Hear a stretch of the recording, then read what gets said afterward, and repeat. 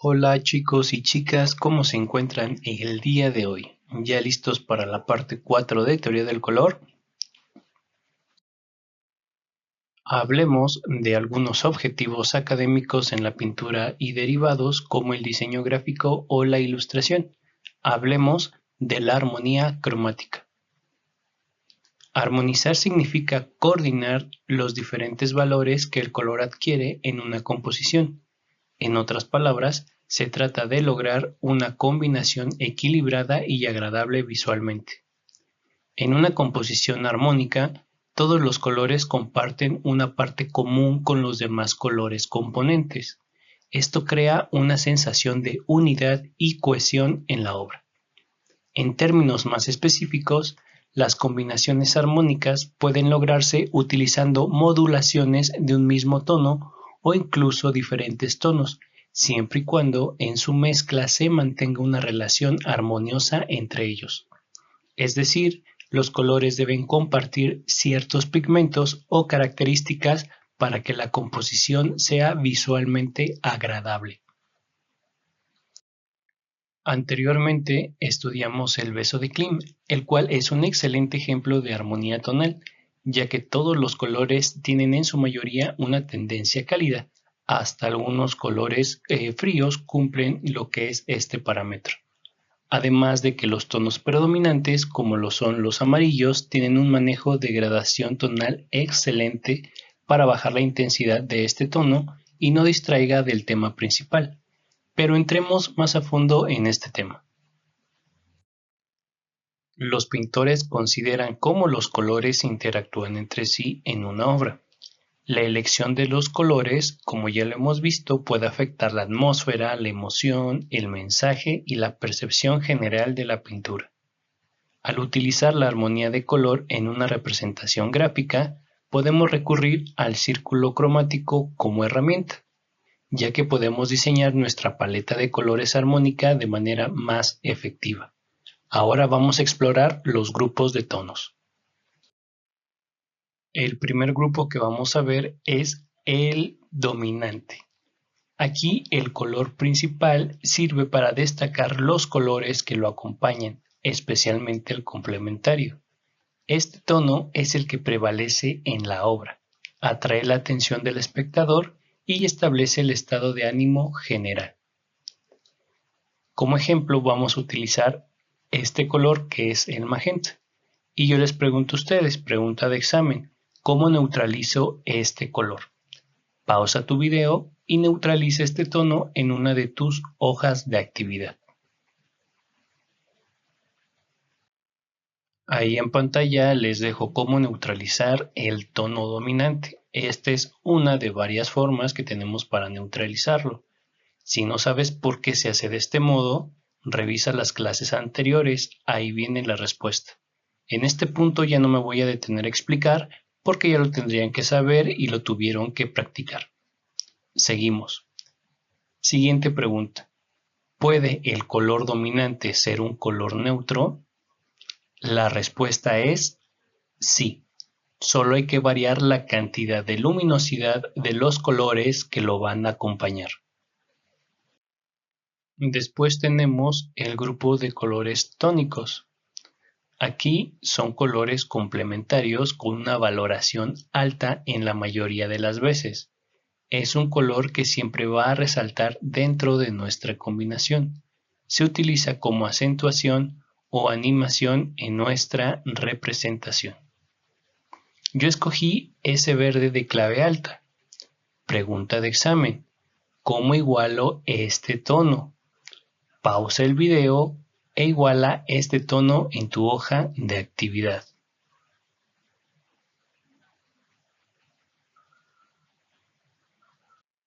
¿Cómo les está yendo con la igualación de colores? Yo sé que muy bien, confío en ustedes. Si no pudieron o no les salió, puede ser por la pureza de sus óleos o porque pusieron mayor cantidad de pigmento en su combinación. Ya saben que cualquier duda se la resuelvo por Instagram. Aquí en pantalla les dejo cómo sería la fórmula para llegar a este color. y también les dejo los datos en pantalla de mi Instagram para que por ahí me pregunten. El siguiente grupo de tonos son los tonos de mediación.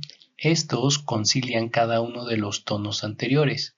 Su función es ser el vehículo entre el tono dominante y el tono tónico. Este tono de mediación suaviza la transición entre los colores más intensos. Así que ya se la saben, es hora de igualar el tono que escogí, que es este. Pausa el video y realiza la actividad.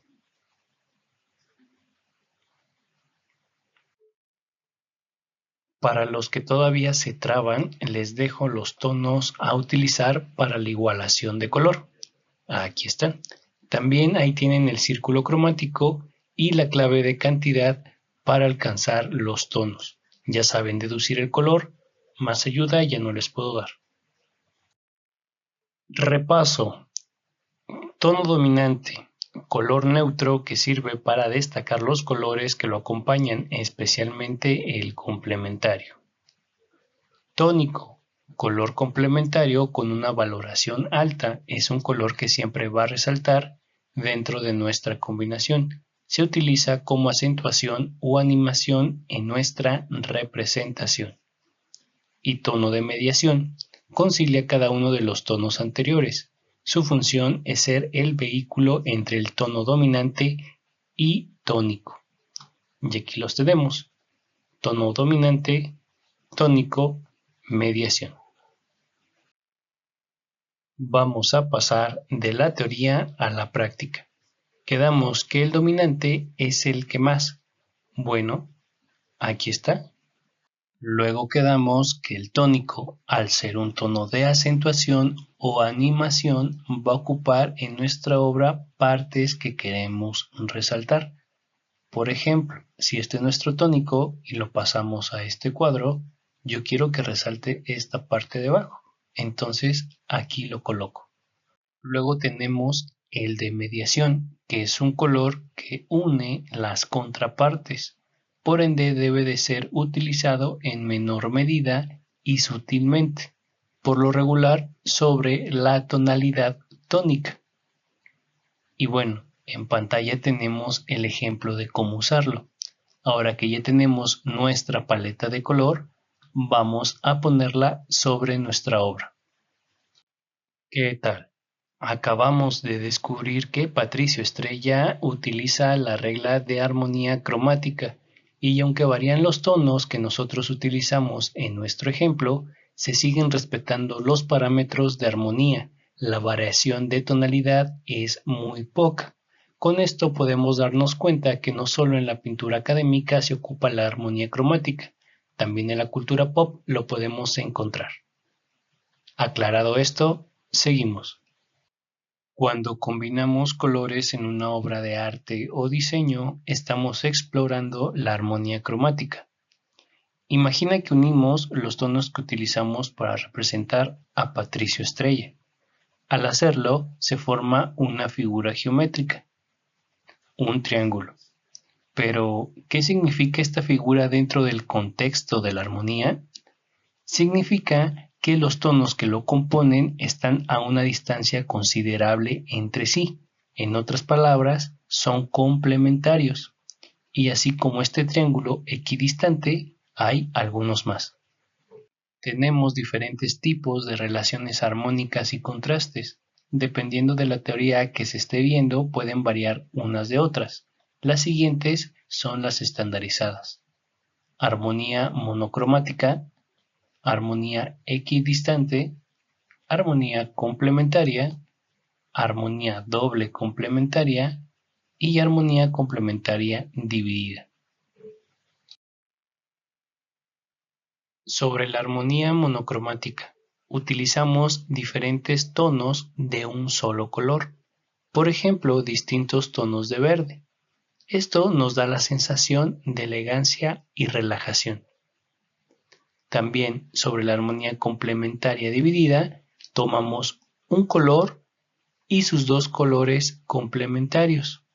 Por ejemplo, morado, verde y amarillo es una armonía más sutil que la complementaria directa. Sobre la armonía equidistante, aquí elegimos tres colores igualmente espaciados en el círculo cromático, formando un triángulo. Por ejemplo, amarillo, azul y magenta. Esta figura crea una armonía equilibrada. Otro tipo de armonía que hemos utilizado en clases anteriores es la complementaria, y esta es la más conocida. Consiste en combinar colores opuestos en el círculo cromático. Por ejemplo, rojo y verde, o el azul y naranja. El contraste entre estos colores crea una armonía vibrante. Otro tipo de armonía complementaria es la armonía doble complementaria. Aquí escoges 4 colores, los cuales no están equidistantes, pero aún se basan en 2 pares de colores complementarios. Aquí podemos usar tonos cálidos y fríos para equilibrar la paleta.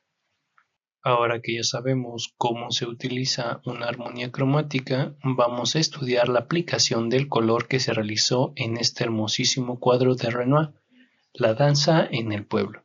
Vamos a ver qué tipos de armonía cromática encontramos en este cuadro. Primero vamos a dividir el cuadro en varios planos. En primer plano, el sombrero y las personas danzando. Segundo plano, la mesa, la silla, el barandal y el piso. Como tercer plano tenemos el fondo, esta parte del árbol que serían las hojas del árbol y las personitas. Tenemos el primer plano, el sombrero y las personas danzando. Les puse en pantalla los tonos principales usados en estos elementos. Aquí están. Y aquí se los enlisto. Si nos vamos al círculo cromático, podemos ver que formamos una armonía complementaria dividida, ya que tomamos el azul y sus dos colores adyacentes complementarios, el amarillo y el rojo.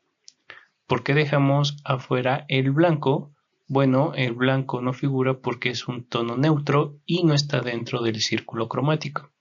Y también no estamos utilizando el color piel.